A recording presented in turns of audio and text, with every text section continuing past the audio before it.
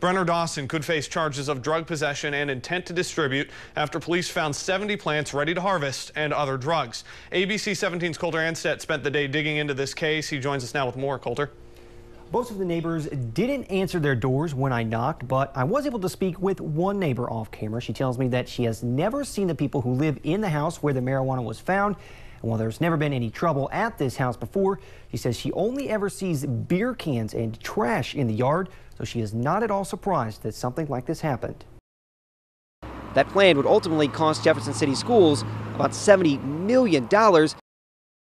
O'Sullivan tells me the most common cause of traffic crashes during this holiday counting period is impaired drivers. That can be anything from drunk drivers to people talking or texting on their phones while driving. Now, Christy, obviously this is just one example of how dangerous space heaters can be, but the bigger point here is that that danger is there. And what do you think should happen to him right now as far as sentencing goes? As far as sentencing goes, I think that they should send him to the max. He came in town and he not only hurt one, but thousands of people, and I would say to give him the max. Well, this morning there is still no leads on the gunman who opened fire in central Columbia yesterday. I checked with police again overnight, who said they are still trying to even develop a better suspect description. No one has come forward yet, including the possible victim. Shots were fired about 1:30 yesterday in the 300 block of Sanford. A bullet was found in the tail light of a parked car. Witnesses think the shots came from a gold two-door vehicle. We don't know the age of those involved in yesterday's shooting, but it came on the same day youth leaders met again to tackle teen violence. ABC 17's Candace Avilés was there, and this morning she explains the group's latest solution. And this morning, a one-year-old child is still recovering from a 10-foot fall off a Columbia motel balcony. Take a look at how this happened. You'll notice a large gap in the railing here, which is where the child fell through. It happened at the Motel 7 yesterday afternoon.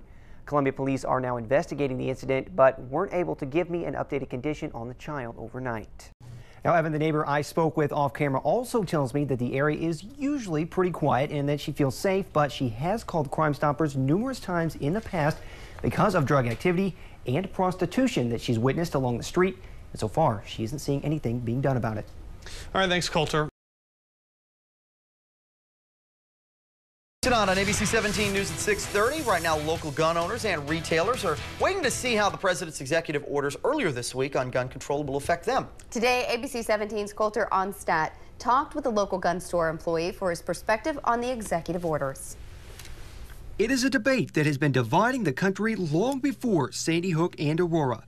How far is too far when it comes to gun regulation in the U.S.? On Wednesday, President Obama announced his proposals for new gun regulations. Some of the biggest items on the president's to-do list include executive orders ensuring health insurance plans cover mental health evaluations and requiring law enforcement agencies to trace all recovered guns. So how are these proposals being received by gun owners on a local level? I've been trying not to overreact to it. President Obama also proposed a handful of regulations that he would like to see passed, but that have to be approved by Congress first, such as reinstating the assault weapons ban and putting a 10-round limit on gun magazines and clips. I definitely don't agree with the limiting of magazines to 10 rounds. And what about the president wanting to require background checks on all gun purchases, whether they be from a licensed dealer or a private citizen? I don't see it hurting anything because as of right now, in order to go into a licensed dealer, you have to have a background check. Odell says as a gun owner himself, the president's new proposals do seem like a bit much, but at the same time, he understands why the president made the proposals he did. From a business perspective, Odell says the president's proposals seem doable, and long-term, he doesn't anticipate a huge impact on most gun shops. In the short term, however, he says these proposals, along with all the recent talk about gun safety, is actually helping his business. Oh, definitely. There's definitely been a spike in gun sales with the talk of possible legislation banning them and as they call them, the high-capacity magazines. In Columbia, for ABC 17 News, I'm Colter Anstaett.